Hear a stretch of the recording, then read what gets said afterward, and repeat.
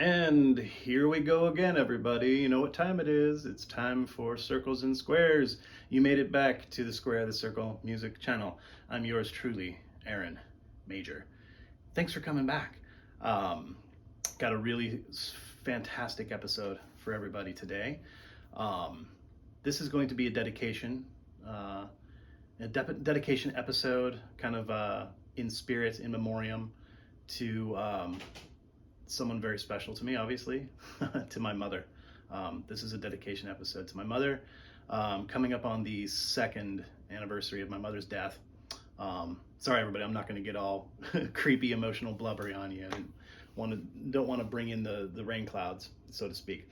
But I've been wanting to do this for a while. I've been thinking about it, and of course, you know, I wouldn't have any extreme desire in my heart for music like I do if it wasn't for the inspirations and the teachings of my mother. My mother's name was Peggy. She was born in and around the Seattle area in the late 50s, and she too was, steeped in the arts, so to speak. She didn't necessarily have that type of like early education in her life with her parents, but her parents definitely fueled the fire in her heart for the love of music, and they knew instantaneously that she had some talent. My mother was very, very talented. She got involved, like most people do, in the local scene in the arts, starting in high school, and kind of found her calling with music in the choir, singing, and on stage, in theater and such. Met some of her best friends for life in and around that scene.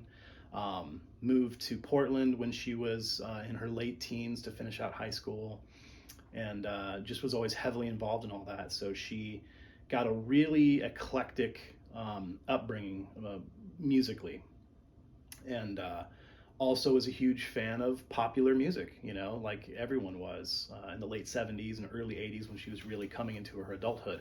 And so she had children at an early age with my father, and I have two sisters, one older, one younger, and we're in a sense kind of veritable Irish triplets, so to speak. All three of us were born all within almost about a 4.5 to 5 year span between 1978 and 1981. And so yeah, we all just were fully immersed in the family life and the music that my mother was spinning on the record player. And it was a great upbringing. We learned a lot, and she had excellent taste in music. And so yeah, without getting too more, like I said, emotional and blubbery about this whole thing, I just wanted to bring out my top 10.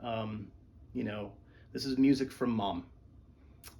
Stuff that she, like I said, she instilled within me and brought up to me and showed me, and this is important stuff, Aaron. You need to know about this stuff, and was playing on in the house all the time when I was growing up. And so this is all pretty much, like I said, late 70s, early 80s, primarily some pop music and some other great hits. So I hope you all enjoy this. And I'll just dig right into it. And one brief mention, real quick. You can follow me on Instagram if you'd like. I don't know anything about social media. I mean, I've been doing Facebook forever, but I'm bad with like the Instagram and stuff. I don't have a Twitter. I don't know how it works. I'm kind of an idiot. So I started an Instagram for this, so you can find it at Square the Circle Records on Instagram. So follow me there and see all the other dumb shit that I post on there. So thanks again for joining me.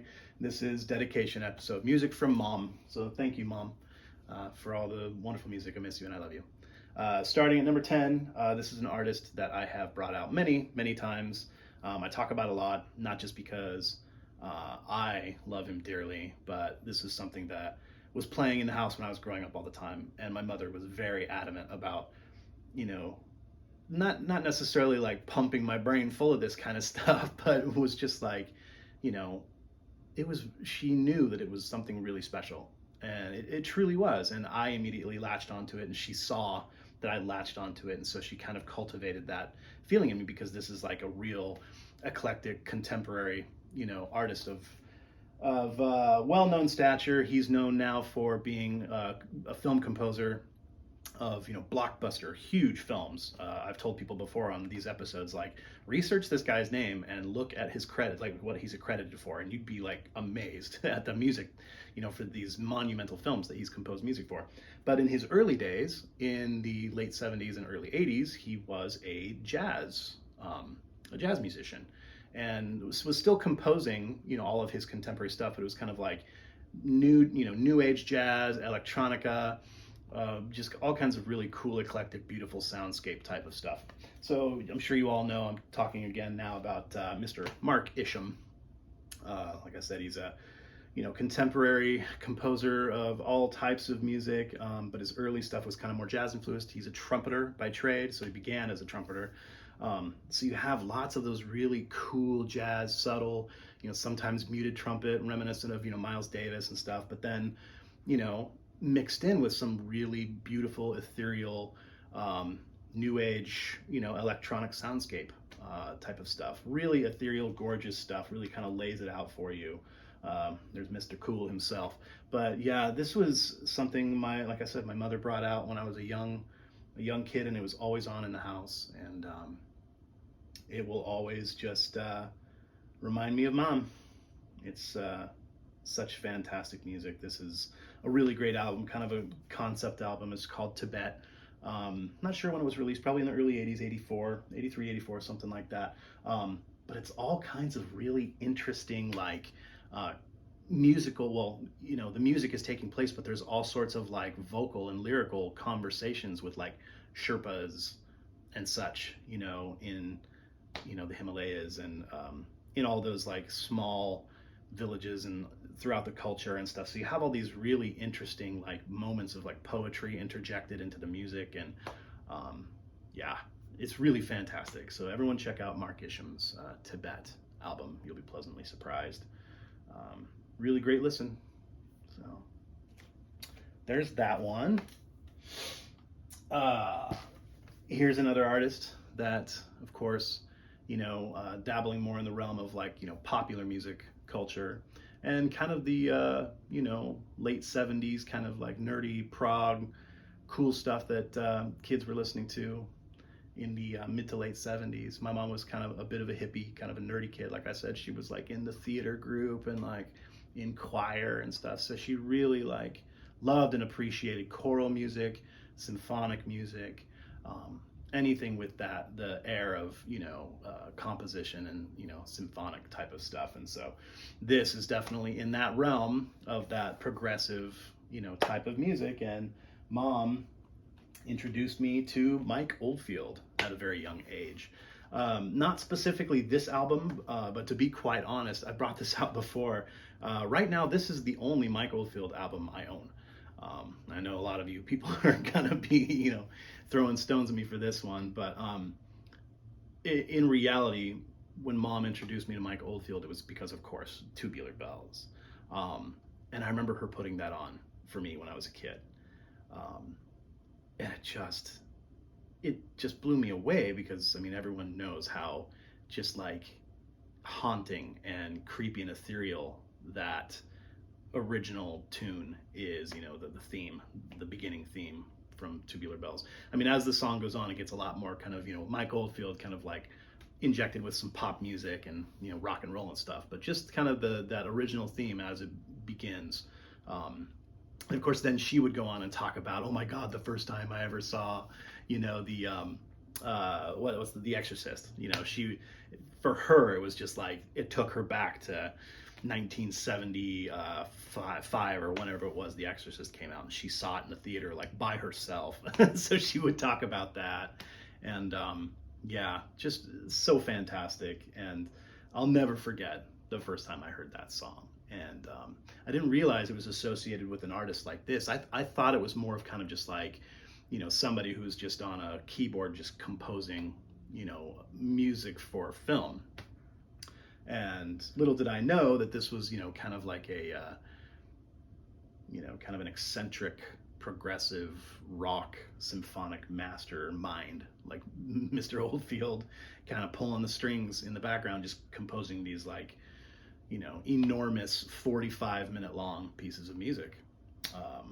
Really fantastic. So, of course, like I said, the only one I have right now by Oldfield is Omadon. So everyone check out the album Omadon by Mike Oldfield. It's really super sick. But in all reality, it was Tubular Bells that first introduced me to him from my mother. So yeah, wanted to bring him out and talk about him. Wouldn't have ever known about him if it wasn't for Mom. So here's another one that tugs at the old heartstrings. Like me, well, of course, I get it from her. My love for just kind of simple piano etude, piano music. She was always involved in the theater, and a lot of times, people would discover how fantastic she was singing.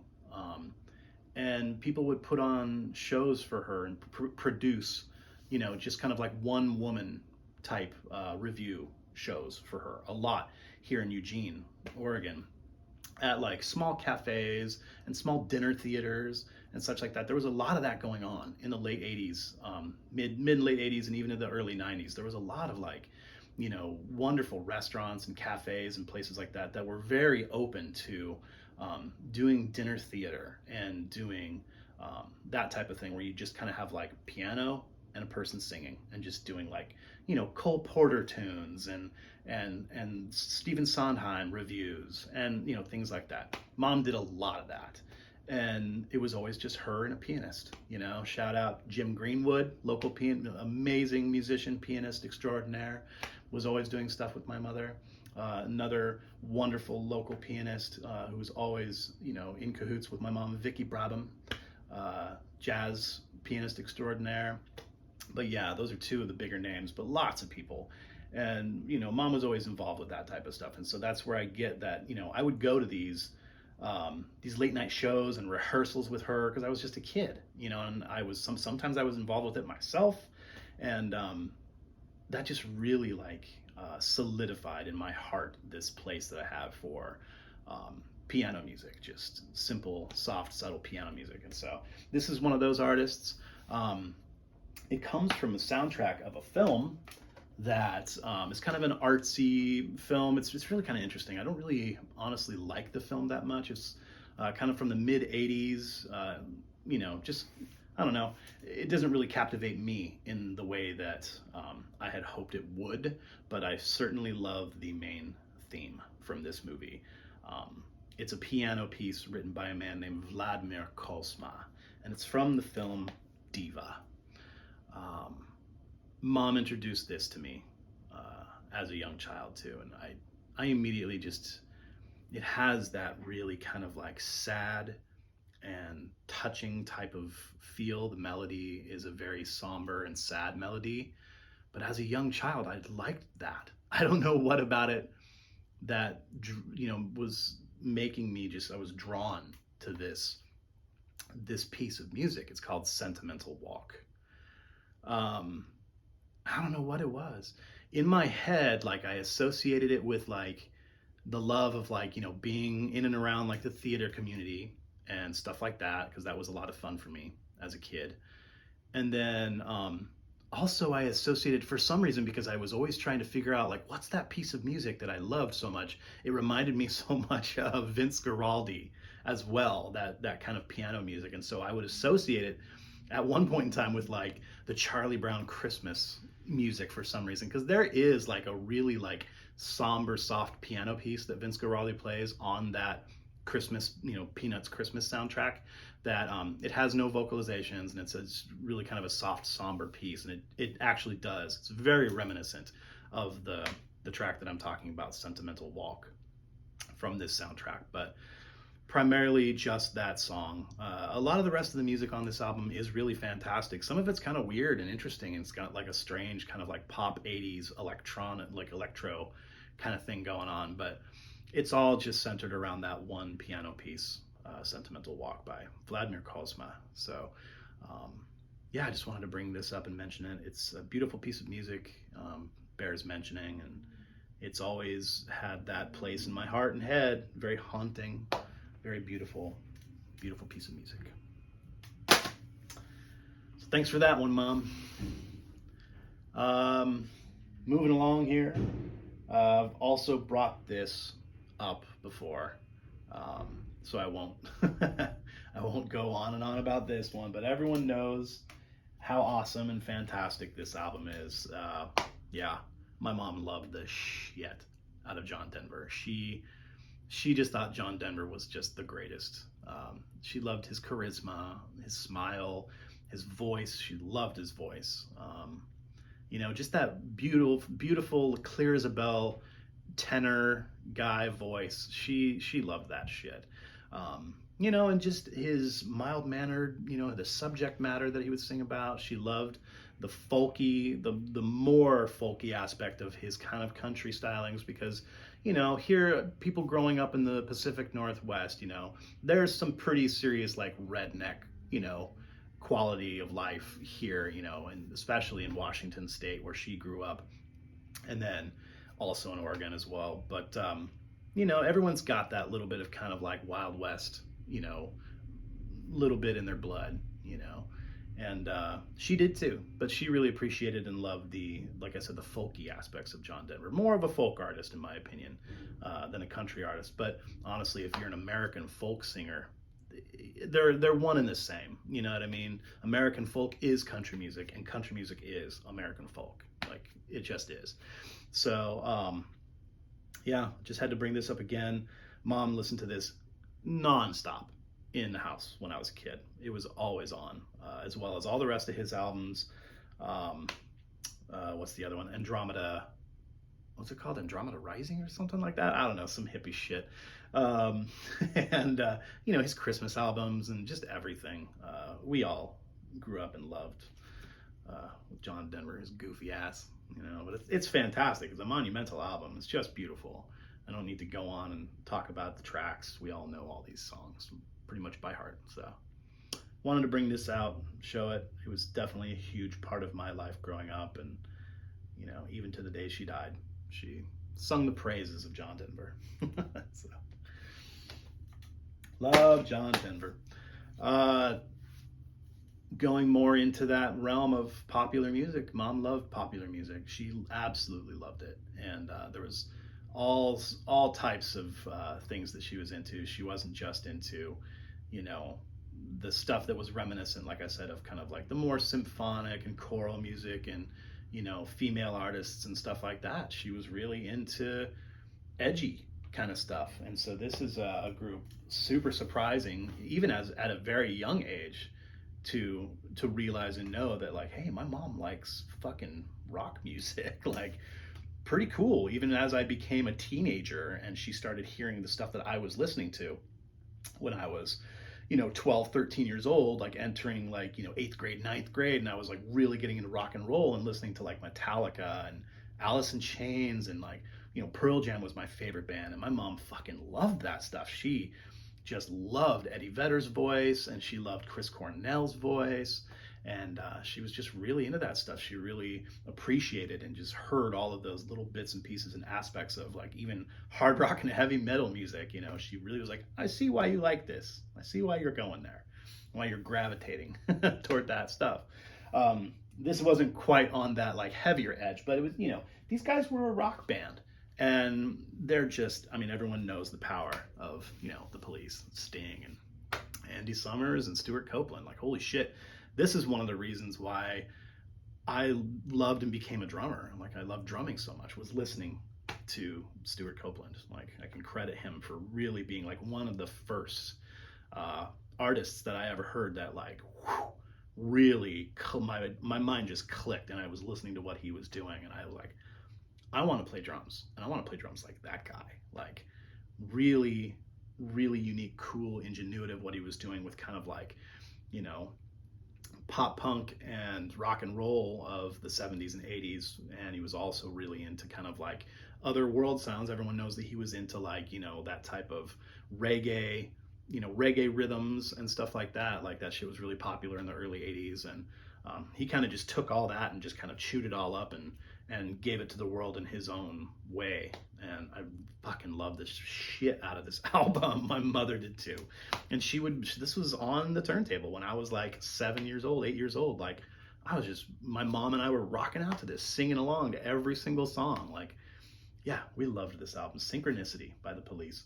Yeah, I don't need to go off about, how monumental and killer this fucking album is. Everyone knows it. I even got it on that kind of rare, I don't know if you can see this or not, but it's the dark purple wax. It's hard to see if you hold it up to the light. But yeah, it's transparent purple wax. But yeah, every track on this album, I don't know, like Wrapped Around Your Finger is probably one of my favorite tracks. I like the first couple tracks, like the Walking in Your Footsteps. It's kind of dorky, like the lyrical subject matter is kind of dorky, but just the whole concept of this, like he talks about synchronicity and like the Carl Jungian kind of aspects, and talking about spiritus mundi, and just it's really, you didn't get a lot of that in like early 80s like popular rock. Everyone kind of makes fun of Sting about being kind of a doucher, but he was talking about some really cool heady subject matter. He really was. So yeah, everyone knows this album and how powerful and awesome it is. And this one, I mean, my mom had a copy of this probably all the way up until the day she died too. When we were young, she had it on vinyl, but if I were to dig through my mother's CD collection, you'd probably find this. So thanks, Mom, for the Police. Be forever grateful for her introducing me to that amazing shit. Here's more of a kind of stereotypical, quintessential, woman of the 70s. What you'd expect from a beautiful woman of the 70s. And this was, of course, on in the house. It was just on constantly, just constant. She always credited these guys of, teaching her how to sing. These guys and Peter, Paul, and Mary. They were kind of synonymous. They were kind of like one and all in the same vein. As I was growing up and listening to what my mother liked and what she was purveying. This is, of course, Simon and Garfunkel. She loved that that hippie folk stuff, and the really, really, heavy on the vocals, heavy on the vocal stylings. Because my mother was a incredible vocalist herself, amazing vocalist herself. She loved the shit out of these guys and how they could play with their harmonies. And Art Garfunkel, like, give me a break. I mean, Paul Simon's got a pretty good voice too, and his guitar playing and songwriting is fantastic. But she really, really loved Art Garfunkel a lot, and just I mean, this album is just a monster from start to finish. Track after track, it's just dozens of classics by these guys. Just everybody should own this album. And of course, this was a constant spin in my home growing up, so I love it to death too. I still spin it all the time in reverence. And yep, you can't deny the power of Simon and Garfunkel, Parsley, Sage, Rosemary, and Thyme. Timeless shit, absolutely timeless shit. So I wanted to bring this out, and yeah. So there's that. Trying really hard, everybody. I'm not gonna get emotional. Once again, a really cool one that kind of showed the true eclectic nature of my mother and what she was all about. She was, spinning show tunes and, listening to Barbra Streisand and, Sweeney Todd, and then she'd spin some Peter, Paul, and Mary and Simon and Garfunkel, and then out of the blue, she'd put this on and just be like, oh my God, this is one of my favorite albums of all time. She loved Evangelists, however you want to pronounce it, Vangelis. Loved the shit out of him. She especially loved this film. She was really a really artsy woman. She loved, great cinema. A lot of what I know about cinema, I learned from her, and just all the really great movies of our era. And I grew up watching classic film with her and her best friend Scott. Shout out Scott and Francis, love you, buddy. We grew up watching classic film, and classic TV and all this great shit. And she was big into art films and loved this shit. She especially loved, I get a lot of this from her. I love electronic music. I love ambient stuff. There was a lot of Evangelists on in the house when I was growing up, especially this tune. I immediately this opened up huge places in my heart and my mind's eye. Just just heavy on the synth, boom, boom, boom, boom, boom. I just was immediately captivated by this as a child, and I just wanted to be. I would do the thing as like a 5-year-old, cha cha cha cha cha cha cha cha cha. I walk around the house like that all the time, singing this song to myself. Such a just like a beautiful theme that just immediately is earworm, just like gets in there and doesn't leave, and you can just, even as a very small child, you're humming that beautiful melody. Yeah, very powerful album, wonderful artist, Evangelists, everyone knows and loves. And of course, Chariots of Fire. Yeah, it's immortal, an immortal movie, immortal soundtrack. Everyone loves Chariots of Fire. So that was a huge one in my childhood. Mom loved that stuff. All right, everybody, getting down to the last few here. Thanks for bearing with me and doing this with me. But like I said, this is in memoriam for the passing of my mother and all of the music that she bestowed upon me, and how much I appreciate her, and thanking her, the spirit of her, for still just kind of giving me this gift. Giving people the gift of music is it's pretty amazing, pretty cool thing. I mean, both her and my father both bestowed in all of us a deep appreciation and love for music. And so, this is in testament to her. My mother's family, I've talked about this before. We have deep roots in the British Isles, primarily Scotland and Ireland, but mostly, my mother's grandparents, so my great-grandparents, were from Scotland, both of them, and they moved here to the Pacific Northwest in 1902, I think. And so with that comes all of that, all of those feelings, and you don't know why, and you can't explain why, but it's in your blood, and you have just this desire and this feeling like you just love this music, and that's the way Celtic folk music is for me. I love Celtic folk music so much, and I especially love the really super dorky side aspect of it when they took all that beautiful Celtic folk that you had kind of entering the popular music scene. Bands like, oh, what is that fantastic band? I always forget their name. Everyone that's sitting there watching now is just shouting at me, but they're this fantastic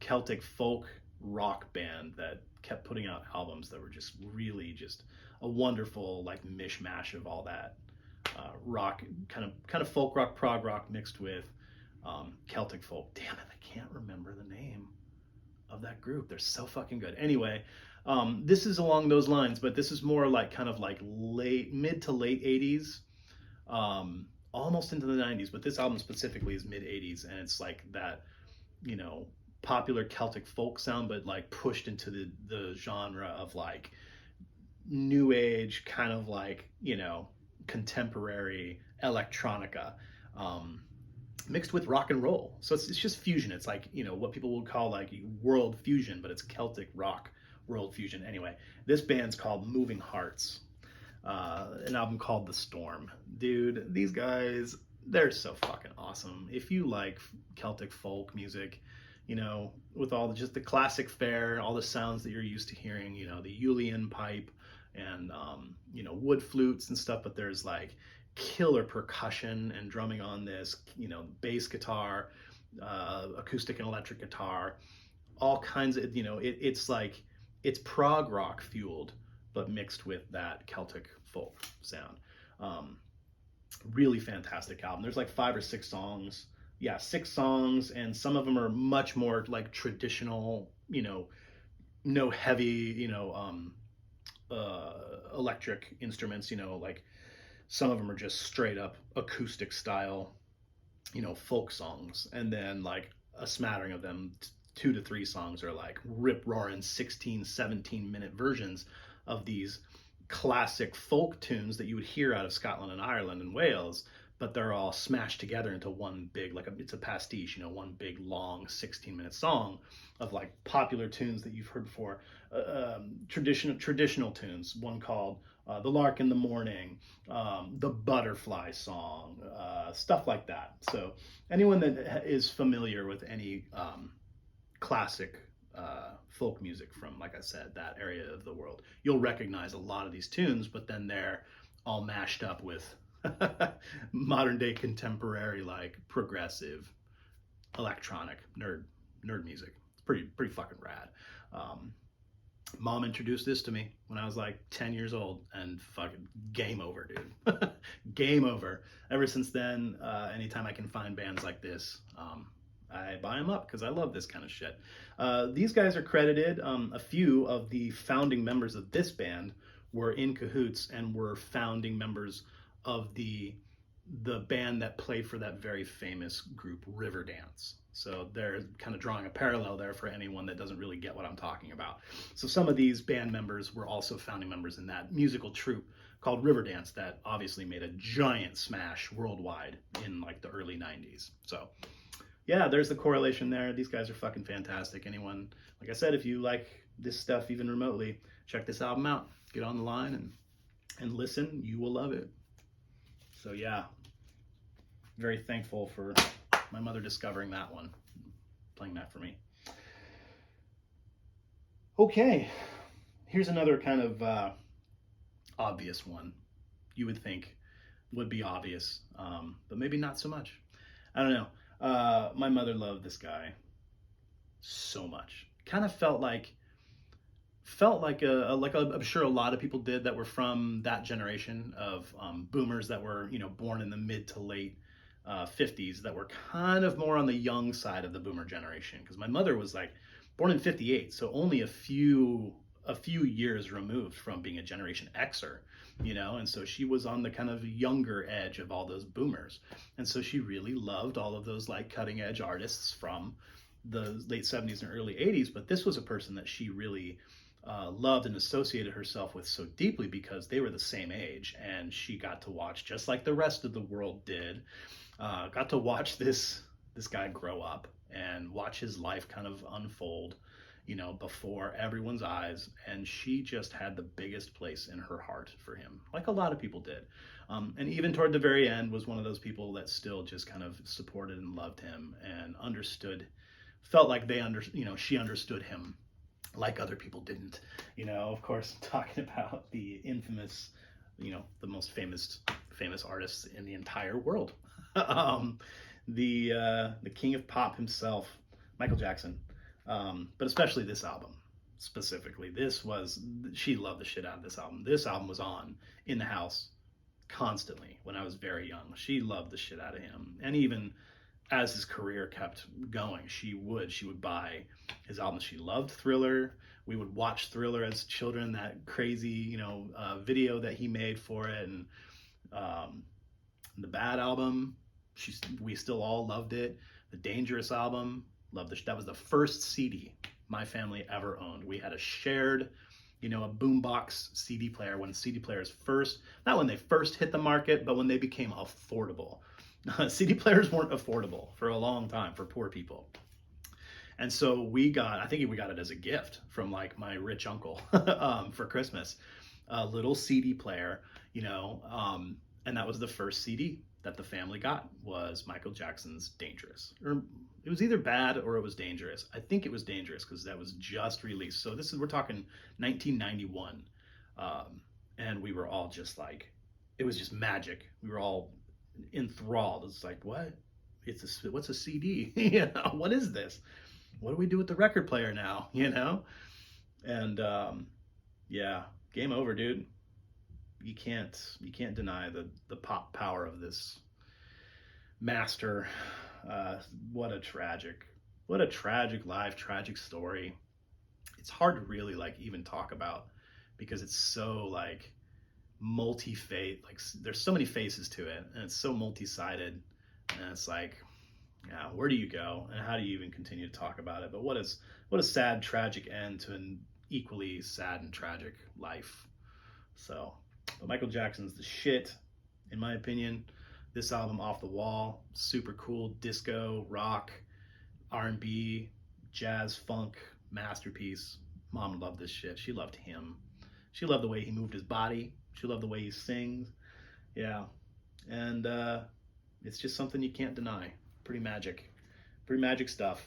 Fantastic artist. So that one had to be on the list. He'll always remind me of my mother. Yeah, she loved him dearly.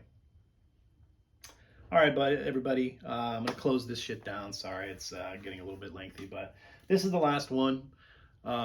Again, in the wheelhouse of the kind of traditional Celtic folk music that was always on in the house when I was growing up. Mom loved the shit out of it. And this was one of the groups that kind of started it for her. And she always kind of credited them as being like, why she loved and got into Celtic folk and stuff like that, and local music. This was a group from Portland, from the Northwest here in the late 70s. And so she used to go see these guys play in Portland. Pretty amazing, pretty cool. They never really made a huge splash, but they had a couple albums, and this was their first album, and it's really, really magnificent. They're called Howling, Gale. The album's called Rant and Roar, a tribute, of course, from the very famous sailor song, British, sailor song, we'll rant and we'll roar like true British sailors.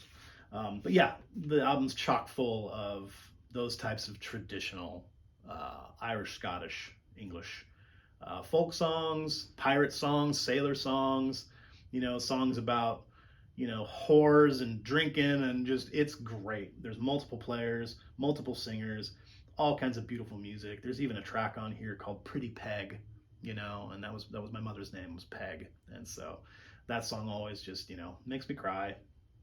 It's good stuff. Lots of players, like I said, lots of players, lots of singers, really interesting, eclectic sounds on here, but really cool, like, unknown Pacific Northwest local group, independent pressing. If you folks are from the Pacific Northwest anywhere, in and around, central Willamette Valley, so we're talking kind of like Eugene, Oregon, up to Portland, Oregon, and then up to Seattle, you'll find this in Goodwills and St. Vincent de Paul's and bargain bins and places everywhere. But I highly recommend picking it up if you come across it. It's really great if you like traditional Celtic music, and something that's a little bit more kind of like, indie.